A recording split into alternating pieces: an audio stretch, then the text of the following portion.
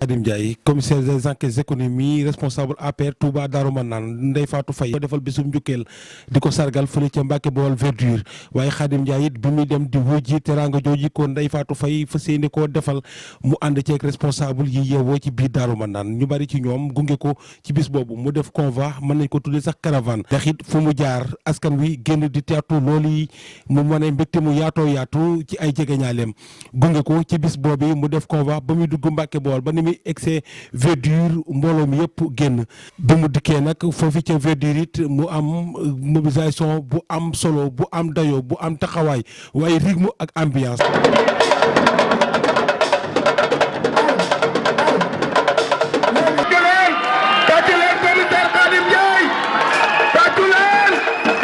ñenn ci responsable yi Benno Bokk Yaakaar yi teew ci ndaje moom yi ndexit taxawaay bi kenn ku nekk ci ñoom yëkkati kàddu témoignage jëmale ko ci Khadim Ndiaye ndaxit taxawaay bi mu am ci Benno Bokk Yaakaar depuis bi campagne bi tàmbalee it kenn ku nekk ci ñoom gis na taxawaay bi ci Khadim Ndiaye di def. tey boo taxawalee lu toll nii jàppale ko Benno Bokk Yaakaar jaarale ko ci sunu xarit sunu rakk sunu am di jàmm commissaire Khadim Ndiaye kon na seen xel dal li nu fas yéene mooy ñu préparer le 23 ñu teel a xëy teel a voté ji jël sunu doom suñu jarbaat Matar Diop ñu fal ko président conseil départemental mu liggéeyal dëkk bi. di Khadim Ndiaye nekk nit koo xamante ni vraiment nit ku baax la nekk responsable boo xamante ni ku ñu bàyyi xel la aussi nekk koo xamante ni li muy apporter ci coalition Benno Bokk Yaakaar ñëpp xam nañ ko ndax ni mu àndee ak waa Darou Manane noonu aussi la àndee ak waa population département bi yëpp di def ay social ni ko madame Ndeye Fatou Faye waxe léegi loolu la ñëpp xam si moom ndax commissaire Khadim Ndiaye man yàgg nañ xamante mais loolu rek laa ma sa xam ci moom. donc ak li programme yi di bari li programme bi di xat bu amee bés ñun lépp luñ mën a nekk dañ koy bàyyi ñëw ànd ko ak moom bi may ñëw waroon na ànd ak le candidat Matar Diop mais comme niñ ko xamee ak programme yi ni mu baree bi ñu jokkoo léegi mu ne ma kon jiitu jil bëggoon na ñëw vraiment mais nekk ci programme boo xamante ni am na lu fa des noonu la lépp demee ndax si département Mbacké gis nañ coalition bi ni mu toll amul fooy dugg te gisoo coalition bi nekk fa donc li ñu gis daal ci département bi ak li signalé wu muy ci côté jeunesse bi ci côté femmes yi gis nañ ne Mbacké dafa soxla changement. ñëw présenté wu pour sargal ko ndax ni mu ñu jàppale ñun jigéenu Touba ak jeunesse bi moo tax ma présenté wu fii tey théâtre de verdure pour jàppale Khadim Ndiaye. Khadim Ndiaye mi ngi ci jigéen ñi di leen jàppale Khadim Ndiaye mi ngi ci jeunesse bi di leen jàppale Khadim Ndiaye mi ngi indi ay financement ngir jigéen ñi Khadim Ndiaye mi ngi ñuy jàppale ci lu bari. Covid 19 bi mu ñëwee Khadim Ndiaye dafa jël alalam ñëw jox ñu Madar ordre sewel tout ça ñëw andil ñu ko ñun jigéenu Darou Marnane Covid 19 bi lu muy métti métti ñun yëguñu ko ndax Khadim Ndiaye jàppale gi mu ñu jàppale ci Covid 19 bi kon su may wax ci Khadim Ndiaye fii ba suba du jeex ci jàppale gi muy jàppale jigéen ñi ñun jigéen ñëpp ñooy àndandoo ñun jigéen ñëpp dinañ àndandoo 60 gaal yi ñu yor ci Touba ñu ànd ak Khadim Ndiaye di liggéey dinañ ñëw présenté wu le 23 jàppale Khadim Ndiaye Matar Diop dem wote ji ba li mu bëgg ci Touba mu am ko. Khadim Ndiaye it jël kàddu rafetlu loolu yi kon Ndeye Fatou Faye fas yéene faye ci taxawaay bi mu am waaye it mu wan ne loolu yi ab tàmbali la diggante am ak ñoom donte ne mbégte la donte ne mbetteel la ndax mobilisation bi Ndeye Fatou Faye def ci journée bi am na solo lool ba am mbégte mu ma def ci moom. jaaraama Ndeye Fatou sa mobilisation c'est exceptionnel wan nga ma ne je peux compter sur vous pour effectivement venir renforcer les rangs de Benno Bokk Yaakaar à Touba et plus particulièrement à Darou Marnane jaaraama yow ak mbooloo mi nga àndal yëpp maa ngi leen di sant di leen gërëm te xam ne vous avez fait une mobilisation exceptionnelle gannaaw loolu ma jël sama kàddu yi di nuyu sama rakk sama doomu ndey di sama lépp di le directeur Khadim Sylla man ak moom mbuuru ak soow la ñu kenn mënuñoo tàggalee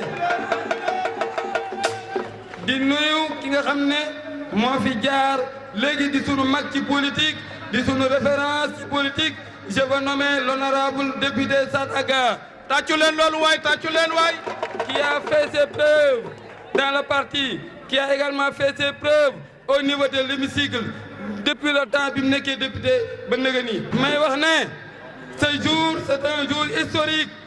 Ndeye Fatou Faye ki nga xam ne kenn na ci sama responsable yi moo ne ma woon Serigne Khadim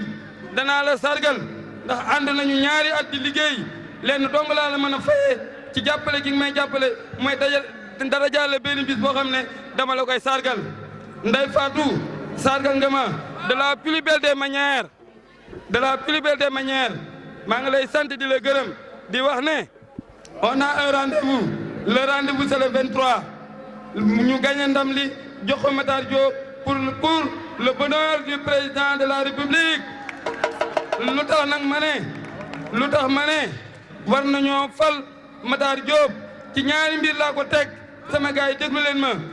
Matar dañ ko war a fal ndax ki nga xam ne moo ko investir dafa liggéey ci Touba loo xam ne benn président musu ko fee liggéey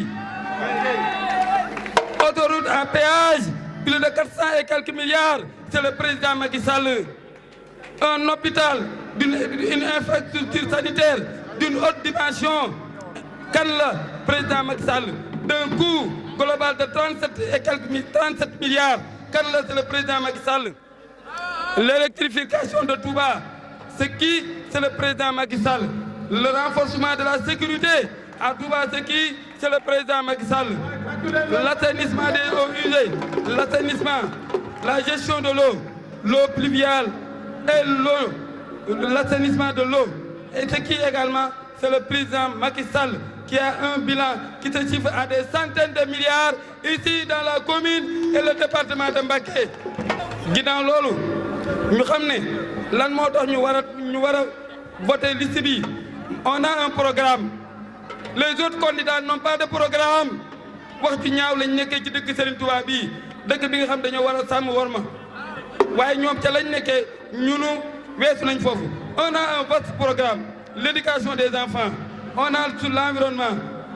ñi ngi ko am ci de la santé ñi ngi ko am ci l'autonomisation des femmes mais ñi ngi ko am aussi ci l'emploi des jeunes donc on a un vaste programme qui est là qui est spécifique et qui tient compte des réalités du département et de la commune de Touba kon li ma leen di wax mooy nous avons un rendez-vous historique qu'on ne doit jamais manquer. Ce rendez-vous, c'est quoi? C'est donné à la coalition Benno Bokk Yakaar dirigée par le président Matar Diop, un jeune infatigable, un jeune qui a également fait ses preuves dans le parti. Pour maintenant remporter une victoire historique pour le bénéfice des habitants de Touba. loolu la ñu leen di woo Benno Bokk Yakaar mooy c'est la meilleure liste dama bëgg su ngeen fi jugee ngeen jàpp Ndeye Fatou la main dans la main ñu am un score jamais obtenu à Touba notamment dans le département et aussi dans le département de Mbacké.